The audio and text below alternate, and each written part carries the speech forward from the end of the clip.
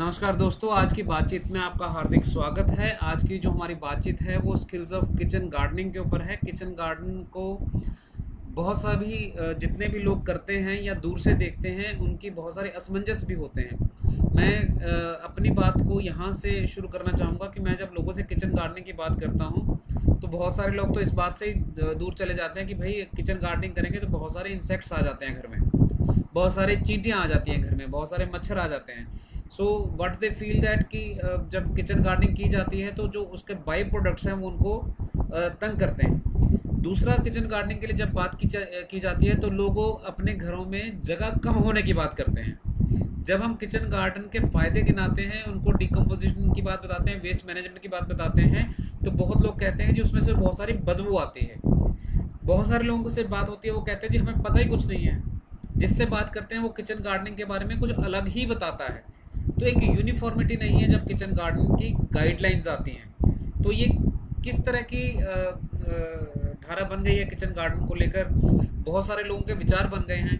इन सब प्रश्नों के अलावा और भी बहुत सारे प्रश्न हैं किचन गार्डनिंग को लेकर। बायो पेस्टिसाइड्स कौन से होते हैं, बायो फर्टिलाइजर्स कौन से होते हैं, कौन से सीज़न में कौन सी सब्जी फल उगाया जाना चाहिए, क्या घर की छत पे किया जा सकता है, कितना बड़ा एरिया चाहिए।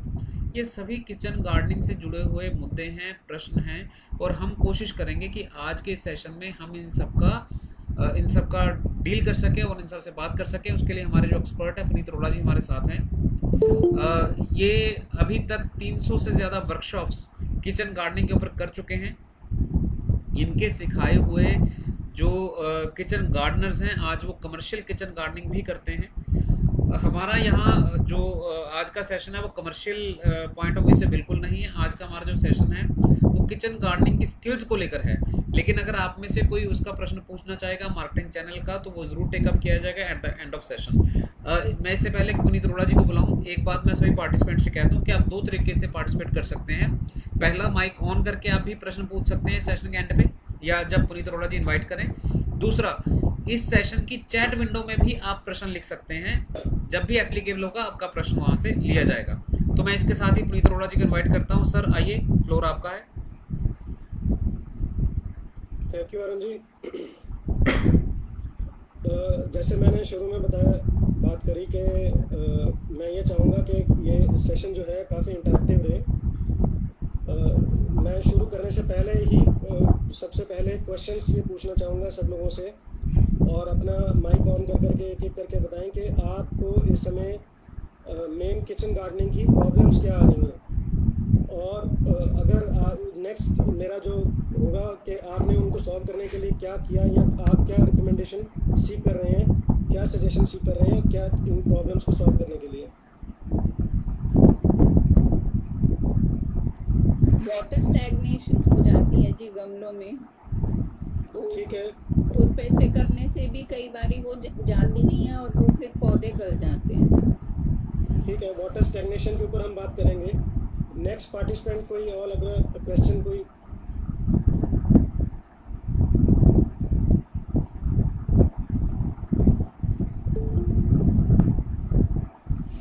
और, लक्ष्मी जी, दिनेश जी, कोई और क्वेश्चन आपके मन में सर आ रहा हो? एक प्रश्न मैं भी पूछना चाहूँगा किचन गार्डनिंग को लेकर। बहुत ही जो लोग किचन गार्डनिंग करते हैं, बहुत सारे लोगों का ये विचार होता है कि उनके किचन गार्डनिंग को बहुत तरह की फंगस, बहुत तरह के ऐसे छोटे छोटे कीटाणु लग जाते हैं और वो उसको संभाल नहीं पाते हैं या फैमिली के लिए सफिशिएंट प्रोड्यूस नहीं हो पाता है। बिल्कुल ठीक है, चलो मैं फिर अपनी बात शुरू करता हूँ, क्योंकि अभी मेरे पास एक ही क्वेश्चन आया है और एक दो क्वेश्चन अरुण जी के क्वेश्चन आए हैं। तो पहले मैं ये बेसिक फंडामेंटल डिस्कस करना चाहूँगा, और वो डिस्कशन यहाँ से स्टार्ट करना चाहूँगा कि अगर हम अपने आप को कंपेयर करें प्लांट्स के साथ और टेक्निकली देखें कि जो करंट लिटरेचर में और जो हमारी एविडेंस बेस्ड रिसर्च है उसमें अगर हम देखें तो हमें ये पता चलता है कि जो हमारी ह्यूमन बॉडी है वो ऑलमोस्ट 90% जो है वो ह्यूमन सेल्स के साथ नहीं बनी हुई। किससे बनी हुई है? वो बैक्टीरिया या फंगस के सेल्स से बनी हुई है।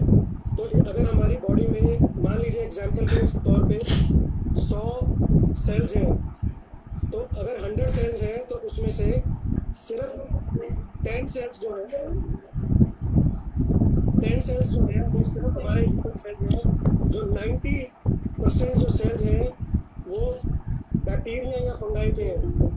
अगर हमारी बॉडी, ह्यूमन बॉडी अगर बगैर फंगस के, बगैर बैक्टीरिया के जी नहीं सकती, और कुदरत ने हमारे को इस तरह बनाया है कि हमारे पास इतने सारे, हमारी बॉडी के ऊपर इतने सारे बैक्टीरिया फंगस रखी हैं, तो कहीं ना कहीं जो प्लांट्स हैं वो भी बगैर बैक्टीरिया और फंगस के जी नहीं सकते हैं। सो बेसिक एक ये समझना चाहिए कि हम पूरी जो सृष्टि है, पूरी जो दुनिया है, पूरी जो नेचर है, वो आपस में इंटरलिंक्ड है, एक दूसरे से बात करती है, एक दूसरे से आदान प्रदान करती है, तभी वो चलती है। और एक दूसरे से आदान प्रदान करके, एक दूसरे से बात करके ही वो आगे चल सकती है और बढ़ सकती है।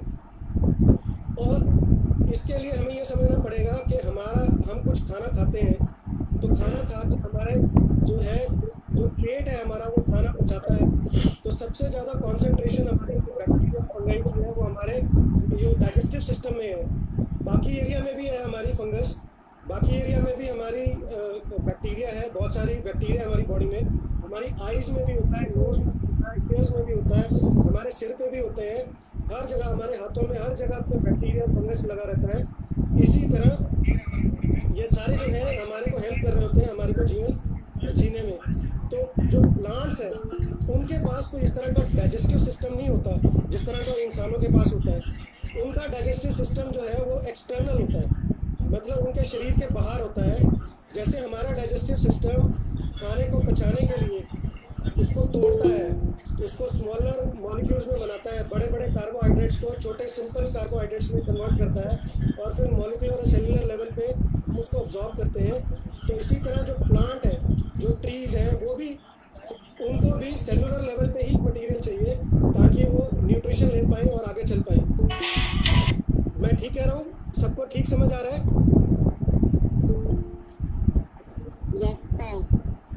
Yes sir. हाँ जी, तो हमारे जो प्लांट्स का एक बड़ा कॉन्सेप्ट क्लियर होना चाहिए कि उनका जो डाइजेस्टिव सिस्टम है, उनका जो सिस्टम है वो एक्सटर्नल है।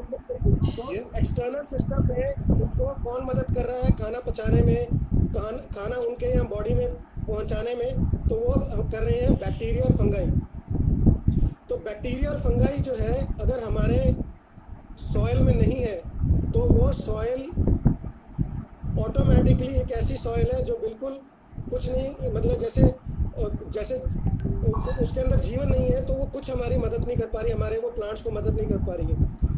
और अगर आप देखें तो रेनी सीज़न में बहुत ज़्यादा जब बारिश होती है तो हमारे गमलों में से, हमारी मिट्टी में से जो डिज़ोल्व्ड सॉल्ट्स हैं, डिज़ोल्व्ड जो मटेरियल है, जो न्यूट्रिशन है, वो घुल के आगे कहीं बह जाता है। तो स्पेशली जो लोग गमले में कंटेनर गार्डनिंग करते हैं, तो उनका जो मटेरियल है, जो न्यूट्रिशन है, वो धीरे धीरे घुल के आगे कहीं पानी में बह के चले जाता है। आपको क्या ये सच लगता है जो मैंने ये स्टेटमेंट दी है कि गलत लग रही है? मतलब इसको अंग्रेजी में लोग लीचिंग कहते हैं। अंग्रेजी में लोग जो बायोलॉजिस्ट होते हैं वो इस चीज़ को, इस प्रोसेस को लीचिंग कहते हैं कि जब बहुत ज़्यादा रेनी सीजन में बारिश पड़ती है, जैसे जैसे हम ज़रूरत से ज़्यादा ओवर वाटरिंग कर देते हैं, फ्लड वाटरिंग कर देते हैं, तो उसमें जितना भी न्यूट्रिशन है वो घुल मिल के कहीं से लीक हो जाता है, क्योंकि हमने ड्रेनेज सिस्टम बनाया होता है और किसी तरह आगे बाहर चले जाता है। दूसरा, अगर हमारे सिस्टम में, हमारे सॉइल के जो सिस्टम है, जो हमने प्लांट जो लगाया हुआ है, अगर उसके अंदर इस तरह की बायोलॉजी नहीं है, उसके अंदर कुछ ऐसा खाना नहीं है जिससे माइक्रोब्स आएंगे, तो ऑटोमेटिकली जो सॉइल है वो बिल्कुल सख्त हो जाएगी, हार्ड हो जाएगी, और या वो उसके अंदर वाटर लॉगिंग हो जाएगी, पानी बहुत ज़्यादा भर जाएगा, या उसमें से पानी बिल्कुल निकलता जाएगा। और इन दोनों कंडीशंस को हमें ठीक कर सकते हैं अगर हम सही मायने में पॉटिंग मिक्सचर बनाएं। पॉटिंग मिक्सचर अगर हमारा सही होगा तो उसमें से लीचिंग भी नहीं होगी, उसमें से वाटर लॉगिंग भी नहीं होगी, उसमें ऐसा नहीं होगा कि बहुत देर तक पानी खड़ा रहा और हमारे पेड़ पौधे जो है, हमने जो भी कोई पौधा लगाया वो गल गया ज़रूरत से ज़्यादा पानी खड़े होने के कारण। और तीसरा, अगर सही पॉटिंग होगी तो उसके अंदर सही तरह के माइक्रोब्स होंगे, और माइक्रोब्स अंदर घूम घूम के अपने आप ही जो मिट्टी की है जो गुडाई करते जाएंगे, अपने आप ही उसको हिलाते और चमकाते जाएंगे। तो इसके लिए सबसे पहले मैं ये चाहूँगा, जो बेसिक जिन लोगों को ये प्रॉब्लम आ रही है, अभी मेरी बात हुई थी कि वाटर स्टैगनेंट हो जाता है, रुक जाता है, तो उसमें आप अपने गमले को एक तरह उस मिट्टी को दोबारा से बाहर निकालें और 3 तरह के मटेरियल्स को थोड़ा समझें। पहला मटेरियल ऐसा मटेरियल जो वाटर को रिटेन करे, हमें गमले में डालना है, हमारे को ऐसी चीज़ों में ऐसा मटेरियल डालना है जिससे वाटर सॉइल में रिटेन रहे। दूसरे नंबर पे हमारे को ऐसा मटेरियल डालना है जिससे वाटर पर्कुलेट करे, मतलब लेटरली और डाउनवर्ड्स, मतलब ऐसे फैले भी और नीचे भी जाए, तो इस तरह की पर्कुलेशन करे। तीसरा हमारे को मटेरियल ऐसा डालना है जिससे हमारी जो पानी अगर हमने डाला है तो गर्मियों के दिनों में हमारा वो उसका वाष्पीकरण ना हो, इवेपोरेशन के थ्रू वो लॉसेस ना हो, और हमारे को बार बार उसमें जो है हमारे को उसमें इरिगेशन ना करनी पड़े या उसको पानी ना देना पड़े। तो इन 3 मटेरियल्स को अगर हम नहीं अपने पॉटिंग मिक्सचर में डालेंगे, 3 तरह के मटेरियल्स को अगर हम अपने नहीं डालेंगे तो हमारे को ये इस तरह की बेसिक प्रॉब्लम्स आएंगी। और अगर आप देखोगे तो जिस प्लांट को बीच में वाटर स्ट्रेस हुई, मतलब उसके अंदर थोड़ी देर के लिए पानी था और फिर थोड़े दिन के लिए उसको पानी नहीं मिला या कुछ घंटों के लिए पानी नहीं मिला, वो ऑटोमेटिकली बीमार हो गया, उसको बहुत सारे डिजीज़ लग गए और वो जल्दी से जो है वो अच्छी यील्ड भी नहीं देता, उसका रंग रूप भी अच्छा नहीं होता। तो पहले हमारे let us start with how to create a good potting mixture जिसमें हमारे को ये प्रॉब्लम्स ना हो। तो पहला हमारे को बेसिक थंब रूल ये याद रखना चाहिए कि बाय वॉल्यूम बाय वेट 1/3 जो है हमारा जो मटेरियल होना चाहिए वो ये इन 3 चीज़ों का बना होना चाहिए: percolation material, water retention material और मल्च मटेरियल। तो ये क्या होता है, हमारा ऑर्गेनिक होता है, जैसे हमारे पत्ते, सूखी डंडियाँ, बहुत सारा जो हमारा जैसे स्ट्रॉ है, राइस स्ट्रॉ है, वीट स्ट्रॉ है, या आसपास जो लोग शहरों में रहते हैं वो तो सिंपली आसपास कहीं से जाके सूखे पत्ते ला सकते हैं, घास फूस ला सकते हैं और वो बीच में ऐड कर सकते हैं। उनको ऐड करने से ऑटोमेटिकली हमारा जो गमला है उसके अंदर एक ऐसा एनवायरनमेंट बन जाएगा जिसमें वाटर रिटेन भी हो पाएगा, पर्कुलेट भी हो पाएगा और मिक्स भी हो पाएगा। दूसरी बात यह है कि हमारे को पॉटिंग मिक्सचर के अंदर ग्रीन मटेरियल भी डालना चाहिए और ब्राउन मटेरियल भी डालना चाहिए। ग्रीन मटेरियल का क्या मतलब है कि जो हमारे बिल्कुल ताज़ा, जब पॉटिंग मिक्सचर बना रहे हैं बिल्कुल ताज़ा हरे पत्ते भी डालने चाहिए और सूखे पत्ते भी डालने चाहिए, ताकि जो हरे पत्ते हैं वो बैक्टीरिया को पसंद है और जो सूखे पत्ते हैं वो फंगाई को पसंद है। तो ऑटोमेटिकली उसके अंदर एक ऐसा एनवायरनमेंट बन जाए और बैक्टीरिया और फंगस जो है वो ऑटोमेटिकली अपने आप ही उसमें आ जाए। जैसे हम कहीं पे अगर चीनी गिर दें तो अपने आप ही आप देखोगे कि चींटियाँ कहीं से भी आ जाती हैं। तो इसी तरह अगर हम बैक्टीरिया और फंगस का मटेरियल अगर डालेंगे तो अपने आप ही उसके अंदर बैक्टीरिया, जो बेनिफिशियल बैक्टीरिया और फंगस है वो अपने आप आ जाएगी और वो प्लांट के साथ कोऑर्डिनेट करेगी और आदान प्रदान एक्सचेंज करेगी, उसको न्यूट्रिशन देगी, उसको सेलुलर लेवल पे, मॉलिक्यूलर लेवल पे न्यूट्रिशन प्रोवाइड करेगी, क्योंकि उसका जो डाइजेस्टिव सिस्टम है प्लांट का वो एक्सटर्नल है। तो वो एक्सटर्नल का क्या मतलब है, जो बाहर बैक्टीरिया है वो उसको हेल्प करेगा। और आप हैरान हो जाओगे कि जो बैक्टीरिया हमारी बॉडी में B12 नाम की विटामिन बनाता है, मतलब एक बैक्टीरिया नहीं होता, एक सेट ऑफ बैक्टीरिया है, काफ़ी सारे बैक्टीरिया होते हैं, एक सेट होता है, मल्टीपल स्पीशीज़ होती हैं, वो मिलके हमारी B12 बनाते हैं। वही बैक्टीरिया, सिमिलर बैक्टीरिया प्लांट को भी, सिमिलर बैक्टीरिया ही लैक्टोबैसिलस जैसे बैक्टीरिया, बैसिलस बैक्टीरिया की ही स्पीशीज़ प्लांट को बहुत सारा न्यूट्रिशन प्रोवाइड करते हैं, बहुत सारा न्यूट्रिशन जैसे फॉस्फोरस, कैल्शियम और सब ये सब चीज़ें प्रोवाइड करते हैं। तो 80% जो स्पीशीज़ है बैक्टीरिया की वो लैक्टोबैसिलस जैसी बैक्टीरिया है, वो हमारी प्लांट स्पीशीज़ को भी हेल्प कर रही है और ह्यूमन स्पीशीज़ को भी हेल्प कर रही है। तो बड़ा सिंपल सा काम है, इससे लॉजिकली हमारे को ये इन्फर करना चाहिए कि जिस तरह का खाना हम खाते हैं उसी तरह का खाना हमारा बैक्टीरिया खाता है, उसी तरह का खाना हमारा फंगाई खाती है और उसी तरह का खाना जो हमारे प्लांट्स खाते हैं। तो प्लांट्स भी प्रोटीन्स खाते हैं, अमीनो एसिड्स खाते हैं, फैट्स खाते हैं, कार्बोहाइड्रेट्स खाते हैं, उनको भी विटामिन और मिनरल्स चाहिए। और रेनी सीजन में आप देखोगे कि स्पेशली जो मिनरल्स हैं वो अगर वो डिज़ोल्व हो जाते हैं, डिज़ोल्व होंगे पानी के साथ, तभी वो प्लांट तक पहुंचेंगे। जो इनसॉल्युबल है वो तो हो सकता है वहीं बचा रहे, जो सॉल्युबल है वो मिक्स होकर कहीं पे लीच आउट हो जाता है, बाहर निकल जाता है, और हमारे प्लांट्स को के लिए जो मिनरल्स की जो डेफिशिएंसी है वो लिमिटिंग फैक्टर बन जाती है। क्योंकि मिनरल्स को पहले डाइजेस्ट यहाँ खाना किसने है, वो माइक्रोब्स ने खाना है, और फिर माइक्रोब्स ने प्लांट्स को देना है। मतलब पहले जो सबसे पहले अगर मिनरल्स होंगे, न्यूट्रिशन होगा, खाना होगा, कार्बोहाइड्रेट्स होंगे, तो उनको माइक्रोब्स खाएंगे, माइक्रोब्स जो है वो प्लांट को देंगे, तो ये basic external digestive system plant का बनेगा और चलेगा। अब जब बारिश बहुत ज़्यादा आती है, हमारे छत पे गमले पड़े हैं, ड्रम्स पड़े हैं जिनमें बहुत बड़े हमने प्लांट्स लगाए हुए हैं, तो उसमें अगर प्रॉपर ड्रेनेज है तो बारिश से वो डिज़ोल्व होकर बाहर जाए जाते हैं। तो उसको रोकने के लिए हमारे पास 2-3 टेक्निक्स हैं। जो सबसे अच्छी टेक्निक है, जो सस्ती सुंदर टेक्निक है, वो ये है कि हम लोग अपने गमलों में सबसे नीचे वाली जो लेयर है उसके अंदर ठिकरी डालें।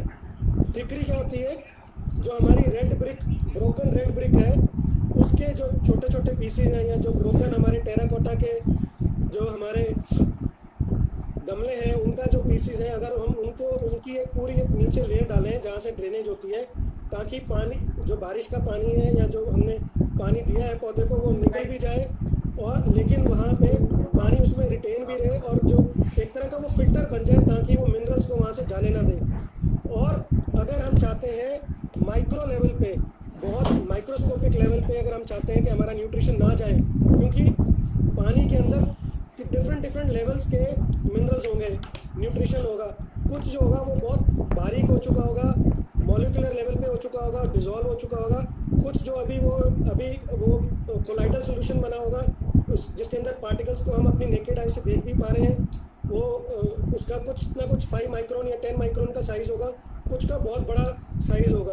तो अगर हम चाहते हैं बिल्कुल 5 माइक्रोन लेवल पे हमारा न्यूट्रिशन वहीं पे रुक जाए और रिटेन रहे, तो हमें सबसे नीचे वाली लेयर में जो हमारा गमला है उसके नीचे कोयला डालना चाहिए। एक बायोचार नाम की एक चीज़ आती है, वो आप अभी लेमन की भाषा में उसको समझें कि चारकोल समझ लें उसको, या कोयला समझ लें, जो लकड़ी से कोयला बनता है, वो हम अगर मुट्ठी भर कोयला अगर हम ये ठिकरी के साथ ये डालेंगे, तो हमारा जो लीचिंग है, जो हमारे गमले में से बाहर निकल के जो सारा सॉल्ट क्या कहते हैं, जो न्यूट्रिशन है वो जा रहा है, तो उसको वो रोक देगा।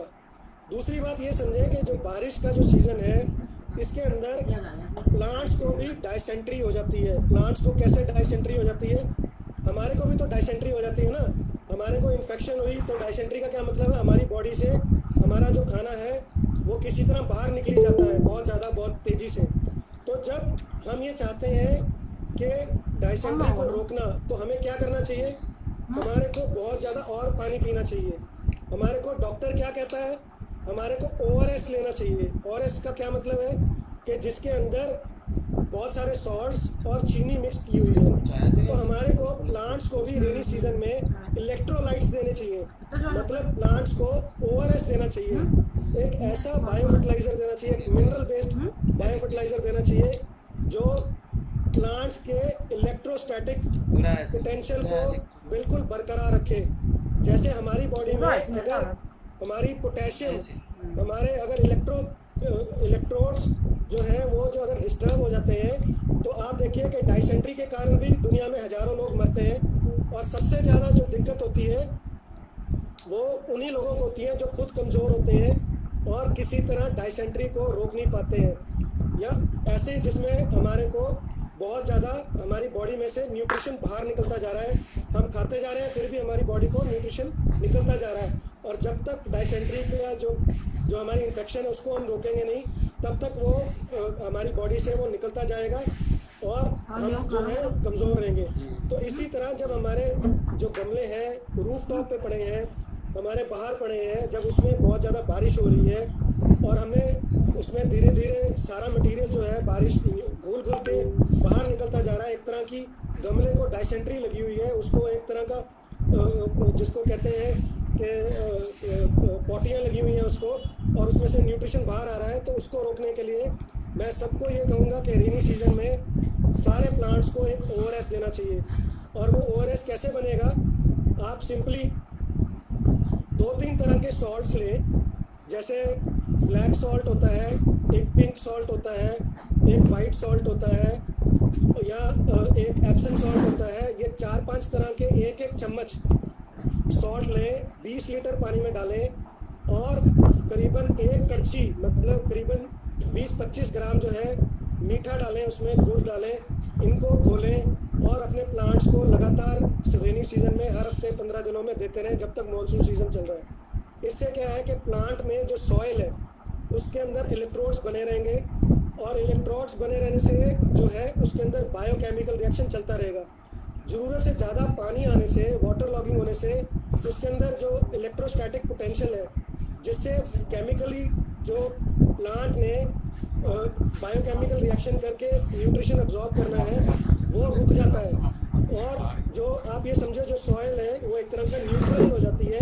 जैसे न्यूट्रल कैसे हो जाती है, जैसे हमारी घर में कोई बैटरी लगी हुई है, उसके अंदर अगर डिस्चार्ज होती है लगातार, वो जैसे जैसे वो डिस्चार्ज होती जाएगी उसके अंदर जो अंदर मटेरियल पड़ा हुआ है, केमिकल पड़ा हुआ है, वो न्यूट्रलाइज हो जाएगा, और मतलब नेगेटिव पॉजिटिव उसके अंदर ना कैटायन होंगे ना आयन्स होंगे, और केमिकल बायोकेमिकल रिएक्शन जो है वो रुक जाएगा। उसको उसको जो दोबारा से रीइंस्टार्ट करने के लिए हमारे को सॉइल के अंदर हमारे को एक तरह का ORS डालना चाहिए। आप समझ रहे हो मैं क्या कह रहा हूँ? अगर अभी तक कुछ मैंने जो कहा है नहीं समझ आया तो कोई सवाल पूछ सकता है अभी भी। सर इट इज़ वंडरफुल जो आपने अभी शेयर किया। मुझे भी वो दिक्कत थी अपने प्लांट के साथ में। Definitely I am going to use it. जी, कोई और है जिसको अभी सवाल पूछना है इसके कॉन्टेक्स्ट में? शशि भूषण जी पूछ रही। हाँ जी, हाँ जी, फ्रॉम दिल्ली। हाँ जी, हाँ जी शशि जी। ये जो आप कहते हैं गमले की ड्रेनेज, हाँ जी, हाँ जी, अगर ड्रेनेज तो उस वाटर लॉगिंग नहीं होएगा। हाँ जी, हाँ जी, अगर ड्रेन, अगर आपने ठीक करे हैं, हाँ जी, हाँ जी, अगर ठीक कर आपने ठीक डाले हैं कॉनकेव, दूसरा उसमें आपने अगर मोटी खाद, गोबर की मोटी खाद, हम लोग क्या करते हैं जो भी गोबर की खाद होती है ना उसको फिल्टर कर लेते हैं। बिल्कुल बिल्कुल बिल्कुल उसको वो सबसे नीचे डाल देते हैं, बिल्कुल सही बात। रिलीज धीरे धीरे। नंबर 2, नंबर 3, आप एक गमले में एक मोटी रेत जरूर डाल, यमुना सैंड, बिल्कुल यमुना सैंड, हाँ, बिल्कुल सही कह रहे हैं। यमुना सैंड डाली है, पत्ते की खाद डाली है, गार्डन की चली चलाई मिट्टी डाली है, और गोबर की डाली थी। Drainage not be. Arun ji मेरे को आवाज़ नहीं आ रही है, आप एक बार रिपीट कर देंगे जो ये कहा है मैंने। शशि सर आपकी ना आवाज़ थोड़ी हमें कम सुनाई दे रही है। हम पूरा प्रॉपर सुन नहीं पा रहे हैं उसको। इवन मैंने मोबाइल से भी ट्राई किया साथ पैरेलली, लेकिन मैं सुन नहीं पाया। चलिए मैं थोड़ा सा आइडिया तो मुझे मिल गया है शशि जी क्या कहना चाह रहे हैं। शशि जी ये कहना चाह रहे हैं कि जो पॉटिंग मिक्सचर है उसके अंदर रिवर सैंड डालनी भी जरूरी है, और जो खाद डालनी है अगर उसको छान के डालेंगे तो उससे जो मिट्टी है वो काफ़ी ज़्यादा हमारी सॉफ्ट रहेगी, और उसके अंदर ड्रेनेज जो है वो अच्छी हो पाएगी। बिल्कुल सही बताया, बहुत अच्छा सजेशन है। उसी खाद के मोटे पीसेस ठीकर के ऊपर, बिल्कुल बिल्कुल सही बताया आपने। खाद के डन। हाँ जी, तो मैं अगर, हाँ जी, कोई और बोलना चाहता है अभी बीच में, कोई सजेशन देना चाहता है? चलिए मैं कंटिन्यू करता हूँ। तो मैं ये बता रहा था कि हमें इलेक्ट्रोड्स डालने हैं, और अब जो नेक्स्ट काम है वो हमारे को इस तरह का कुछ करना है कि जब हमारी बारिश पड़े तो हमारे को कैटानिक कैपेसिटी जो है हमारी जो सॉइल की है, मतलब न्यूट्रिशन पहले रिटेन करने की कैपेसिटी अगर बढ़ाएंगे तभी प्लांट जो है जो न्यूट्रिशन है वो ले पाएगा। तो इसके लिए सबसे पहला जो काम है, हमें कैटायनिक कैपेसिटी ऑफ जो हमारा पॉट है उसको समझना पड़ेगा, उसकी डेफिनेशन को समझना पड़ेगा और वो क्या चीज़ होती है उसको समझना पड़ेगा। तो उसको इस तरह समझते हैं कि जैसे मान लीजिए कि हमारे पास एक मोटरसाइकिल है, वो बहुत हैवी 1000 सीसी का मोटरसाइकिल है, लेकिन उसकी जब हमने जो टैंकी है, फ्यूल टैंक है, वो छोटा रखा है, तो वो इतना बड़ा मोटरसाइकिल, इतना हैवी मोटरसाइकिल जो है वो हमारा यूजलेस हो जाएगा थोड़ी देर बाद ही, क्योंकि उसमें सिर्फ 5-6 लीटर की अगर हमारे पास फ्यूल टैंक है तो वो लॉन्ग रन में कहीं जा नहीं पाएगा। लेकिन अगर हमारे पास 1000 सीसी का मोटरसाइकिल है और उसके अंदर कोई 20-25 लीटर की फ्यूल टैंक लगाएं, हम उसमें पेट्रोल और डीजल का टैंक लगाएं, तो ऑटोमेटिकली उस वो ऐसा जो मोटरसाइकिल होगा वो ज़्यादा दूर जा पाएगा। तो इसीलिए हमारे को गमला कुछ इस तरह का बनाना चाहिए जो लॉन्ग रन में न्यूट्रिशन को बचा के रखे, बीच में संभाल के रखे, और वो बढ़ सकती है, वो तभी बढ़ सकती है अगर हम कुछ ऐसा मटेरियल डालें। तो उसके लिए बेस्ट मटेरियल जो है वो कोयला है, चारकोल है। अगर हम पीसा हुआ कोयला और चारकोल अपनी मिट्टी में डालेंगे तो ऑटोमेटिकली उसकी फ्यूल कैपेसिटी बढ़ जाएगी, और उसका मेन कारण जो है वो होगा जो कोयले का सरफेस एरिया है वो बढ़ जाएगा। जब सरफेस एरिया उसका बढ़ जाएगा तो उसके अंदर जो बैक्टीरिया और फंगस है वो अपना घर बना पाएंगे और बैठ पाएंगे। मुझे 2 मिनट की ब्रेक चाहिए, मैं वापस आता हूँ।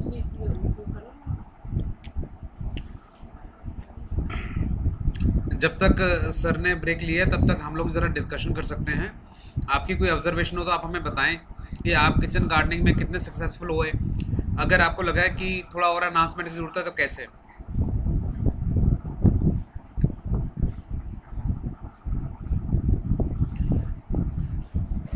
मैंने किचन गार्डनिंग जब शुरू की थी तब मुझे बिल्कुल भी अनुभव नहीं था। मैं बल्कि ज़्यादा 1.5 साल से खुद अपने घर में जो खाना है वो उगा रहा हूँ अभी, और मैं इस बार काफ़ी सारी चीज़ें हार्वेस्ट कर पाया। मैडम आशा जी, आप कुछ कहना चाहते हैं प्लीज़। जी, मेरा एक क्वेश्चन है, तो ये है कि एक रेड कलर के वर्म से बहुत सारे इकट्ठे के ऊपर एक मेरे ये ख्याल में आ गए हैं, जी, वो मेरे प्लांट्स को डैमेज करेंगे या वो मेरी सॉइल को हेल्प करेंगे? मैम रेड कलर के वर्म्स जो है, थोड़ा सा ये बताइए कि उसकी जो लेग्स हैं वो काफ़ी सारी हैं या वो रेंग के चल रहे हैं। काफी सारी हैं, ऑर्थवर्म नहीं है, सेंटीपीड होंगे या मिलीपीड होंगे। जी जी, तो Puneet sir is there now, he will be answering. हाँ जी, हाँ इसके बारे में रेड कलर वॉर्म्स के बारे में थोड़ा सा बीच में ही मैं बात कर दूंगा। मैं जो बात कर रहा था I will continue with that. तो मैं ये कह रहा था कि हम जो सॉइल के अंदर दूसरा हमें एक ये भी समझना चाहिए कि जो हमारी वेजिटेबल गार्डनिंग है उसके अंदर हमारे जो माइक्रोब्स हैं उनकी जो रेशो है उसके ऊपर भी हमारी जो हार्वेस्ट है उसके ऊपर भी जो पेस्ट अटैक का जो वेक्टर है उसके ऊपर डिपेंड करता है। तो टेक्निकली क्या होता है कि जितने भी हमारे छोटे पौधे हैं जिनका साइज जो है वो बहुत छोटा है, 4-5 इंच के होते हैं, जैसे हमारी घास है, वो उनको बैक्टीरिया डोमिनेटेड जो है हमारे को चाहिए होती है मिट्टी। उनको कैसी सॉइल चाहिए होती है, सॉइल चाहिए होती है, मिक्सचर कैसा चाहिए होता है, बैक्टीरिया डोमिनेटेड चाहिए होता है। अगर हमें घास उगाना है या पालक उगाना है, स्पिनच उगाना है, तो उनको बैक्टीरिया डोमिनेटेड खाद चाहिए। तो उसके अंदर बेस्ट जो खाद है वो गोबर खाद है और वर्मी कंपोस्ट की खाद है। उसको अगर हम डालते रहेंगे तो हमारी जो लीफी वेजिटेबल्स हैं जिनकी जो 6-8 इंच के जो साइज रखा है वो क्या कहते हैं वो बहुत अच्छा से होंगे। दूसरा आप देखोगे कि अगर आपने कोई पॉटिंग मिक्सचर में कोई बीज भी नहीं डाला, कुछ उगाया भी नहीं है और फिर भी उसमें कुछ ना कुछ उगता जा रहा है, और उनको हम टेक्निकली अगर कहें तो वीड्स कहते हैं या जिनको हम अनवांटेड प्लांट्स हैं, तो उनका कारण भी यही होता है कि हमारी जो सॉइल है वो बैक्टीरिया डोमिनेटेड है, उसके अंदर ज़्यादा जो रेशो है वो बैक्टीरिया की है और फंगस की रेशो कम है। तो अगर आप चाहते हो कि वीड्स जो है वो ना उगे तो आपको अपने पॉटिंग मिक्सचर के अंदर फंगस को इनवाइट करना पड़ेगा, फंगाई को इनवाइट करना पड़ेगा, इसका खाना होना चाहिए और थोड़ी सी समझ आनी चाहिए कि जो वेजिटेबल्स होते हैं उनकी जो रेशो है बैक्टीरिया और फंगस की, मतलब जो उसका प्लांट का एक्सटर्नल डाइजेस्टिव सिस्टम है। मैंने जैसे शुरू में बताया था कि 80% बैक्टीरिया लैक्टोबैसिलस होता है, 90% हमारा बॉडी में बैक्टीरिया होता है। तो लेकिन जो प्लांट का डाइजेस्टिव सिस्टम है, वेजिटेबल्स का जो प्लांट जो है उनके डाइजेस्टिव सिस्टम में 50% जो है वो फंगस होनी चाहिए और 50% जो है बैक्टीरिया होनी चाहिए, और वो भी एक नहीं हजारों तरह की स्पीशीज की होनी चाहिए। तो ज़्यादातर प्लांट्स कमज़ोर क्यों होते हैं, वीक क्यों होते हैं और वीड्स क्यों आती हैं? क्योंकि हम लोग ज़रूरत से ज़्यादा गोबर की खाद डाल देते हैं या वर्मी कंपोस्ट डाल देते हैं। अब उसके कारण क्या होता है कि नाइट्रोजन की जो रेशियो है वो ज़्यादा हो जाती है और बाकी जो न्यूट्रिशन है वो थोड़ा कम रहता है। उसके कारण जो इम्बैलेंस होने के कारण पोटेशियम, मैग्नीशियम, बोरॉन और कई तरह के और जो मिनरल्स हैं उनका जो बैलेंस है वो उसमें जो पॉटिंग मिक्सचर में है वो ठीक नहीं रहता है। और अगर वो क्यों नहीं ठीक रहता? क्योंकि फंगाई ने एक पर्टिकुलर तरह का मिनरल खाना है और जो पर्टिकुलर का खाना खाना है और उसी ने जाके आगे कम्युनिकेट करना है, एक्सचेंज करना है प्लांट के साथ। तो हमारे को किसी तरह अपने पॉटिंग मिक्सचर में फंगाई की रेशो भी 50% लानी है और बैक्टीरिया की रेशो भी 50% लानी है। अगर हमने पेड़ उगाए हुए हैं, अगर हमने किसी गमले में, बड़े गमले में पेड़ उगाए हुए हैं, अम्रपाली या कोई अमरूद का या किसी चीज़ तरह का भी पेड़ उगाया हुआ है, तो वहाँ पे भी हमारे को जो रेशो है फंगस की वो करीबन 75% फंगस होनी चाहिए और 20-25% जो है, सिर्फ 20 से 25% जो है वो बैक्टीरिया की होनी चाहिए। उसका मेन कारण क्या है कि जो पेड़ों को फंगस ही बहुत पसंद है। आप जंगल में घूमने जाओगे तो जगह जगह पे मशरूम्स उगे होते हैं, जगह जगह पे फंगस ही उगी होती है। तो ऐसी ऑब्जर्वेशंस हमें करनी है और वो अपने किचन गार्डनिंग में इन्वॉल्व रखना है और देखना और इम्प्लीमेंट करनी है। अगर आप देखोगे तो अगर डीकॉम्पोजिशन की बात करें, जब शुरू में हमने बात करी थी तो डीकॉम्पोजिशन के बारे में थोड़ा सा छेड़ना था, मुझे बात करनी थी, अरुण जी ने कभी कहा था। तो अगर हम डीकॉम्पोजिशन की बात करें, अगर हम अपना किचन गार्डन का वेस्ट डालते हैं, उसको डीकम्पोज करवाते हैं, तो आप देखोगे सबसे पहले उसके ऊपर फंगस ही आती है, मोल्ड आता है। तो सबसे पहले जो फंगस आती है, लेकिन जैसे जैसे टेम्परेचर बढ़ता है तो फंगस मर जाती है और फिर बैक्टीरिया आ जाता है। लेकिन थोड़ी देर बाद जब टेम्परेचर वापस थर्मोफिलिक फेज के बाद जब जो डीकम्पोज हो रहा है मटेरियल हमारा, जो हम खाद बना रहे हैं, वो जब ठंडी होती है तो उसके अंदर फंगस वापस आ जाती है। लेकिन हम लोग फंगस को और बैक्टीरिया को अपनी गार्डनिंग में ये मतलब एक तो रेशो को कंसिडर नहीं करते, दूसरा फंगस को भूल ही जाते हैं, तीसरा हम लोग क्या करते हैं उसमें हर वक्त हवा भरने जो माली होते हैं या जो पुराने ज़माने के माली हैं या जो लोग हैं, उनको ये लगता है कि हमें एरिएशन सॉइल के अंदर हवा डालने के लिए, सॉइल के ताकि प्लांट को नीचे से ऑक्सीजन मिल पाए, वो डालने के लिए हमें कुछ ना कुछ ऐसा करना चाहिए जैसे टिलिंग या जिसको कहते हैं हम गुडाई। तो गुडाई करनी चाहिए। तो मेरा ये कहना है गुडाई नहीं करनी चाहिए, उसके लिए भी 2-3 तरीके हैं। शुरू में तो आपने जब पॉटिंग मिक्सचर बनाया है तो अगर उसको सॉफ्ट बनाओगे, जैसे शशि भूषण जी ने भी रिकमेंड किया है, अगर वो उनका भी कहना मान के हम लोग वो करें तो हमारा जो पॉटिंग मिक्सचर है उसके अंदर जब पर्कुलेशन मटेरियल भी है, जो वाटर रिटेंशन मटेरियल भी है, तो उसके अंदर जब माइक्रोब्स भी हैं, तो माइक्रोब्स उसको जो खाने को जब खाएंगे तो उसमें एयर गैप्स, एयर पॉकेट्स अपने आप बनती जाएंगी। जब एयर गैप्स और एयर पॉकेट अपने आप बनती जाएंगी तो ऑटोमेटिकली आप देखोगे कि आपको गुडाई की ज़रूरत नहीं है।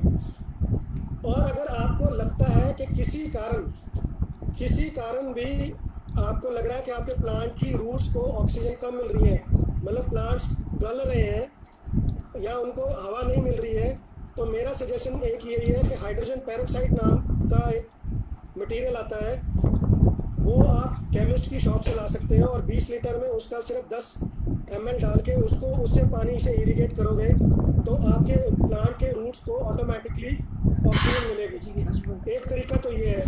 दूसरा तरीका ये है कि जब भी हम प्लांट में कुछ उगाएं तो साथ में कभी भी गमले में एक चीज़ ना उगाएं।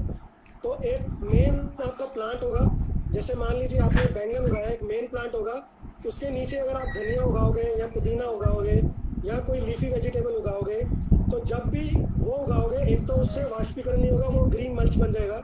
दूसरा, जब उसको उखाड़ोगे तो सॉइल में हलचल होगी और ऑटोमेटिकली उसको जो नीचे रूट्स हैं उनको को ऑक्सीजन मिल जाएगी।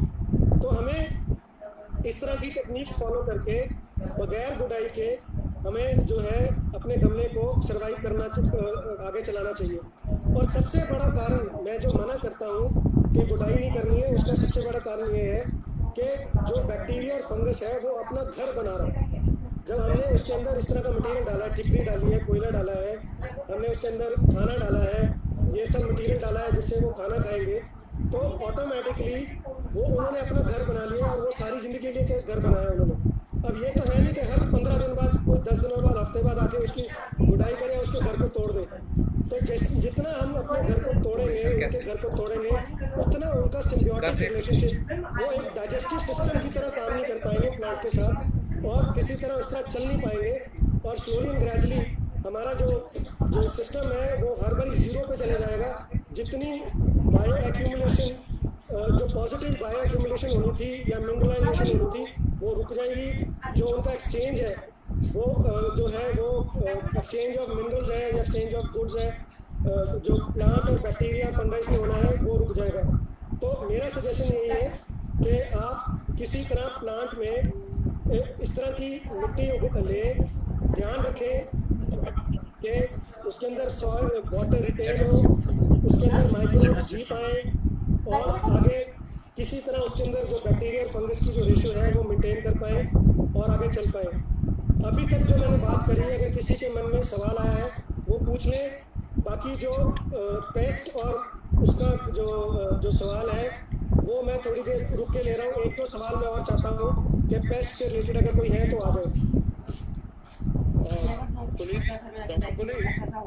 हेलो, हाँ जी, हाँ जी, बोलिए।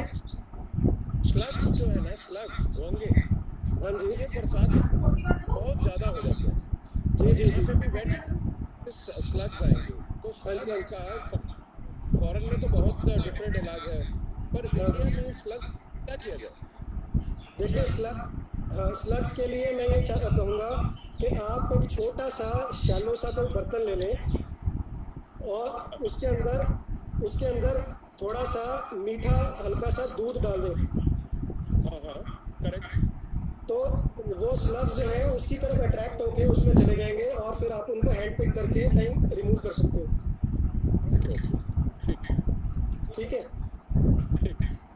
दूसरा अब आ जाते हैं, दूसरे जो वर्म्स की बात कर रहे हैं या उसकी बात कर रहे हैं, जो आजकल टमाटो में ब्लाइट आ जाती है, ब्रिंजल्स में ब्लाइट आ जाती है, बहुत सारी फंगल डिजीजेज आ जाती हैं, बैक्टीरियल डिजीजेज आ जाती हैं।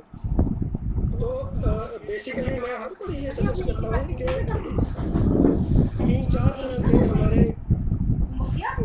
जो बायो फर्टिलाइजर अगर हम यूज़ करें और उन्हीं को एज ए मल्टीपर्पज़, सेकेंडली उनको यूज़ करना चाहिए as a anti pest strategy. तो उसके लिए मैं ये सजेस्ट करूँगा कि आप सबसे पहले अपने घर में अगर आपके मट्ठा बचता है या खट्टी लस्सी बचती है तो उसको बचा के रखें।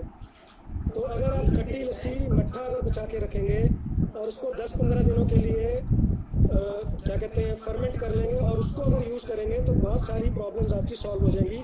स्पेशली जो बैक्टीरिया और फंगल रिलेटेड जो लीव्स को लग जाती हैं वो वाली प्रॉब्लम्स हमारी सॉल्व होंगी। दूसरे नंबर पे हमारे घर में अगर मान लो हम खाना खा रहे हैं, फॉर एग्जांपल खाना खा रहे हैं, खाना खाते खाते हमारे खाने में कोई कीड़क आ जाती है, कुछ ऐसा कोई पथरीली चीज़ या कोई गलत चीज़ आ जाती है और मज़े से हम कुछ वो चीज़ खा रहे हैं तो हम उसको मुँह से फेंक देते हैं। तो अगर हमारे पास कैटरपिलर जैसे बहुत सारे इंसेक्ट्स आ रहे हैं और वो हमारे पत्ते खा रहे हैं तो हमारे को पत्तों के ऊपर कुछ ऐसा करना चाहिए कि उनके खाने में कीड़क आ जाए।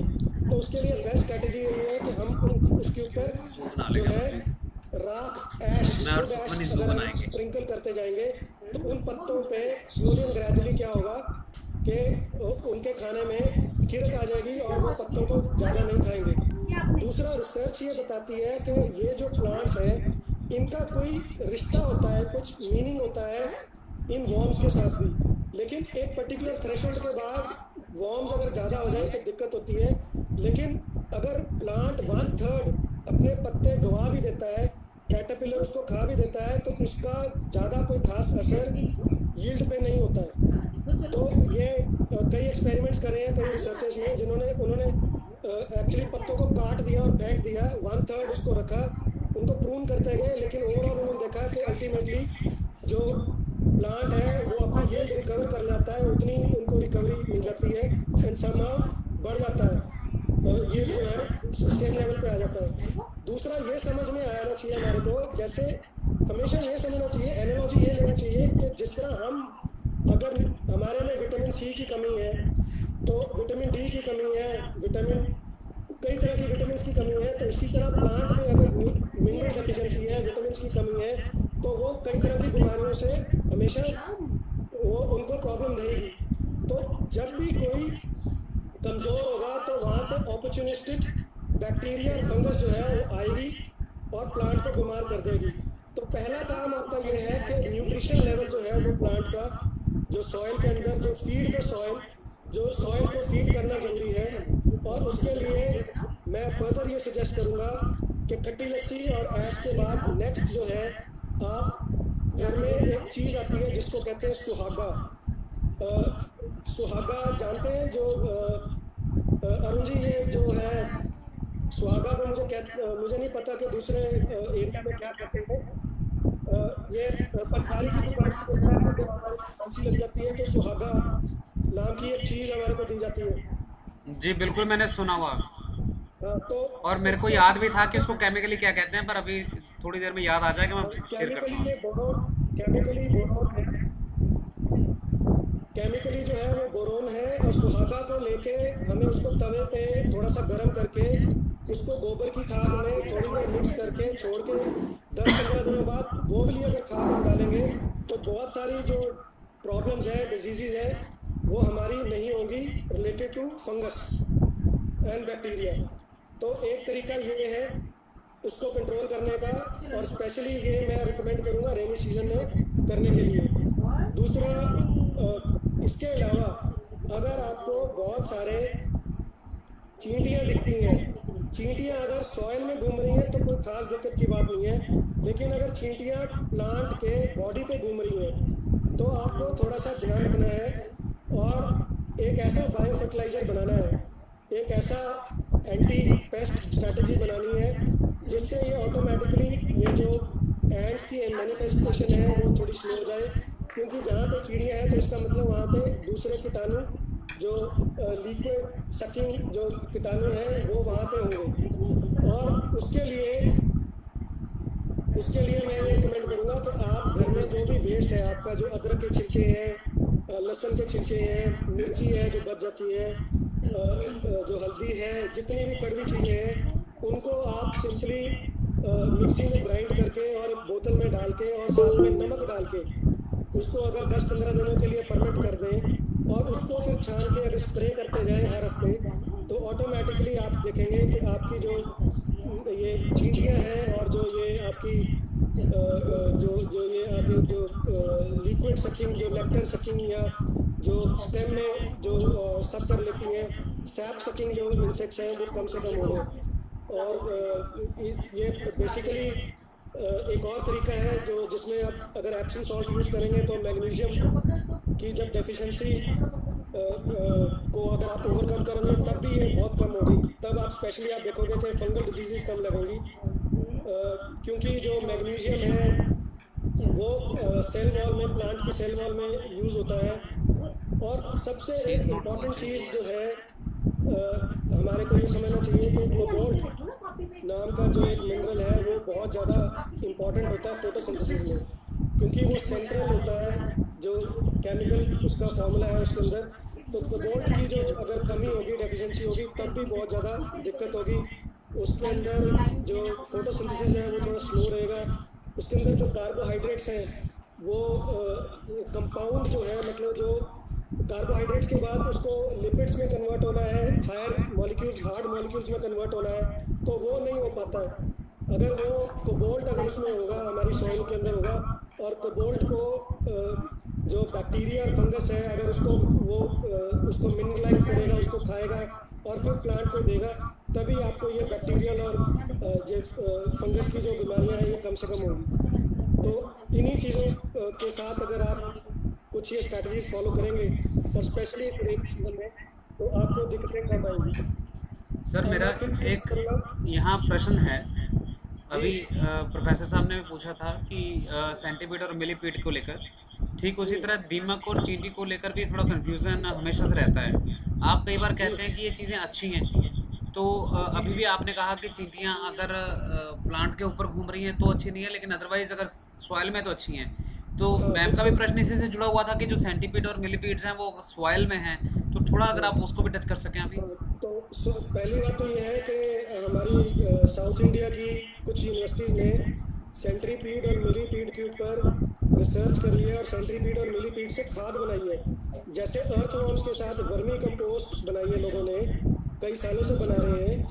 और वो जो हमारा वर्मी कंपोस्ट क्या होती है, जो हमारे अर्थवॉर्म्स है वो जितना भी मिट्टी के अंदर न्यूट्रिशन होता है, कूड़ा करकट या कुछ भी चीज़ है, उसको वो खा जाते हैं और उसको खाद में कन्वर्ट कर देते हैं। तो उसी तरह सेंट्रीपीड, मिलीपीड नाम के ये जो इंसेक्ट्स हैं, वॉर्म्स हैं, ये भी हमारे लिए बेनिफिशियल हैं और ये भी हमारे खाने को डिकम्पोज करते हैं और खाद में तब्दील कर लेते हैं। इसके ऊपर आप गूगल करके रिसर्च पेपर्स भी ले सकते हैं।